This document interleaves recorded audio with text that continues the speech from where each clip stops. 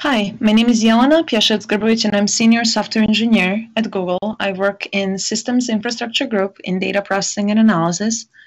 And today I will give you a brief overview of Google Compute Engine, which is Google's Infrastructure as a Service offering. I would like to mention that this presentation is based on Google I/O 2012 presentation on Google Compute Engine technical details by Joe Beda. Lamia Yusuf, software engineer in our Seattle office, also helped finalize these slides. First, a few observations on Google infrastructure. The actual photos down here are the photos of our data centers. Internet requires a big infrastructure. So in order to index billions of web pages, serve 3 billion of hours of video over a month, offer more than 3 exabytes of space for user emails, we need to have infrastructure that is both scalable and efficient in order to keep our costs under control. Google Compute Engine makes our infrastructure available to external users. Google Cloud portfolio has many products that range from infrastructure as a service to platform as a service, storage solutions in the cloud, as well as querying and SQL solutions.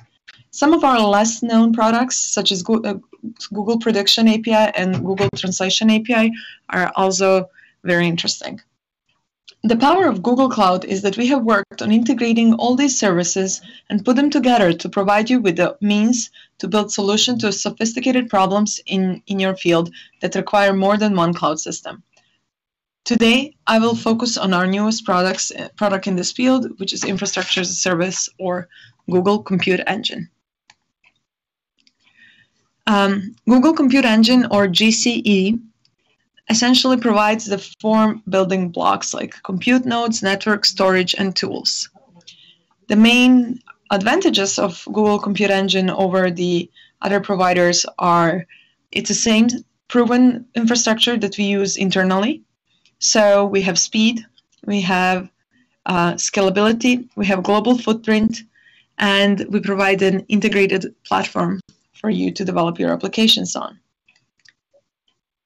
The main components of GC architectures are APIs, clients and libraries, which rely on API to perform their tasks, projects, instances, networking, and storage. Now we'll dive into individual components of GC architecture. APIs. So GC APIs is JSON over HTTP, which is RESTful API. JSON stands for JavaScript Object Notation. In JSON, there are two main types of things, like resources and actions. So in our case, resources are projects, instances, network and firewalls, disks and snapshots, and zones. Actions are verbs are get, post, and delete, and user-defined verbs for updates.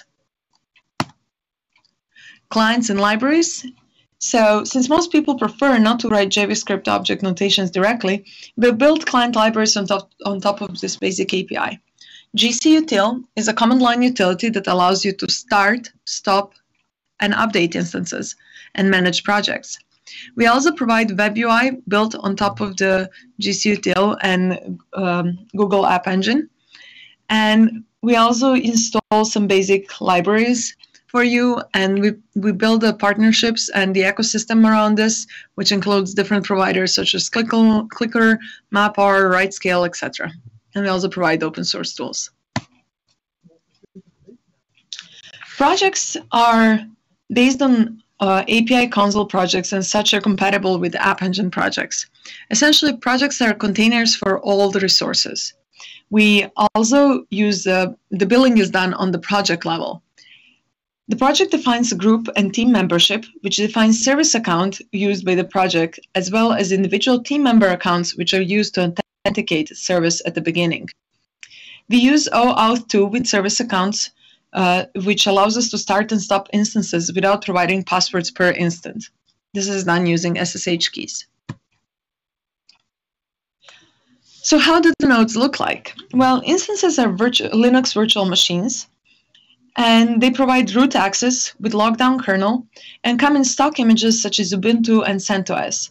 They come with pre-installed utilities such as gcutil, command line tool that I talked about a few slides ago, and also like all other utility functions, like libraries that you could come up with. We currently provide 20 different instances types of virtual machines based on modern Intel processor Sandy Bridge with 1, 2, 4, and 8 CPUs and different memory and CPU profiles. So we have high CPU machines, high memory machines, and the standard machines. We also introduced Google Compute Engine Unit, which is used for billing. Currently, one core instance is 2.75 GCUs, but we do have some plans for offering smaller instances than that as well. So how do these instances look like? Well, so you have this host Linux operating system in the hardware, and you have a thin layer called KVM, which is kernel virtual machines. And we use Linux as a hypervisor, so that manages the memory and CPU and access to the hardware resources. And we can run virtualized and non-virtualized processes next to each other.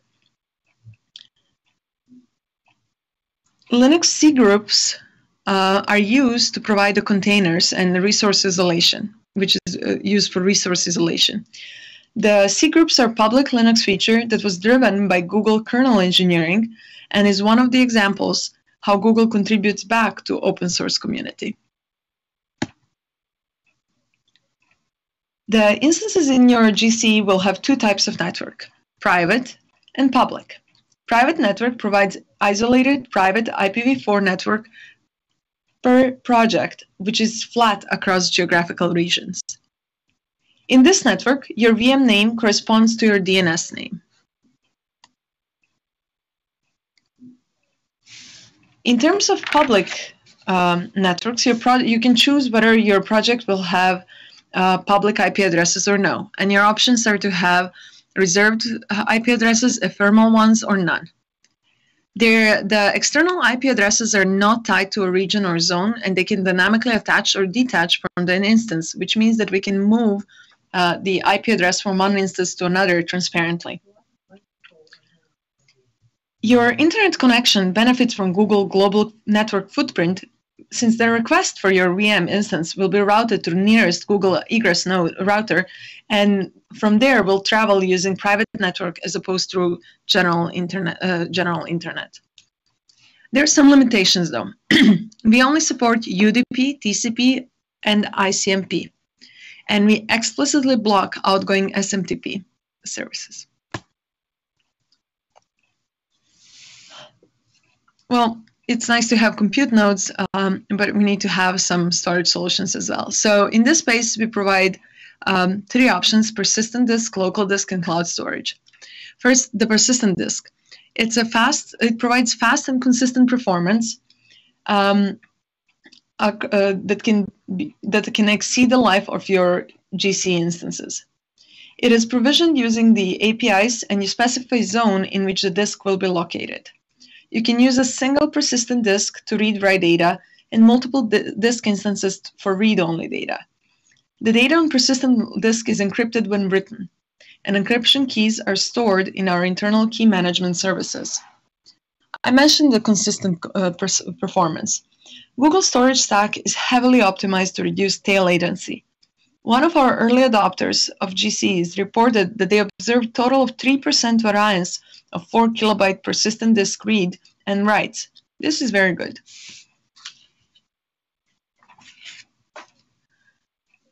So the local disks are ephemeral storage, which have the same life cycle like a compute instance. The performance, they are used for bootstrapping and temporary storage, and the performance of a local disk shows higher variability, up to 13% in some of the experiments. But this is still acceptable variability in most cases. Keys for data written on local disk are stored with an instance and are deleted when instance stops working. Also, data on local disk is encrypted at rest, which is one of the differentiating factors in our product. Finally, this is Google Compute Engine, so we should be using, we should have some notion of cloud storage, and we do. So Google Cloud Storage is an Internet Object Store. It is also a separate offering from GCE, so you can use it independent of GCE or together with GCE. GCE API can be used both by GCE, App Engine, BigQuery, and other Google's cloud products. It is a great service for inserting data in and out of the service, and use of service accounts allow us the sharing of the data stored in GCS to be frictionless, but still safe. So let's take a look at what it takes to set up Google Storage from the Google Compute Engine. First, we have to set up instance with given service account. So GCUtil add instance, this is the name of the instance, and we provide this is our service account. And then we SSH to that instance, and then using GSUtil, which is Google Storage Util, we make a bucket with a given unique bucket name. This will create this bucket in this namespace, and you'll be able to reference from it from your GCE. Notice there was no need for any configuration nor passwords to do this. Locality. GCE is a cloud-based, so locality plays some role in it. So there are a couple of constants. Region determines geography and the routing of the data. Zones provide fault-tolerant isolation. For example, we guarantee that the planned data center shutdowns or failures will not happen in different zones at the same time. At this time, there are 3 zones in the limited preview. When you think about your applications in GCE, it's better to think in terms of a service that you provide, that the GCE provides, than to think about individual servers. Because if an application is served in multiple zones, then loss of one zone may degrade the application performance, but would not shut it down. So you would still have the application running, perhaps at some higher latency or something, but it's not lost.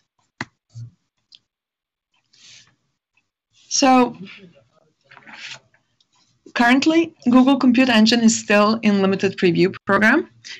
You can apply for your access at http://cloud.google.com. And if you get into the program, you will get some complimentary access to the quota for computer course for a limited period. I would like to thank you for your time.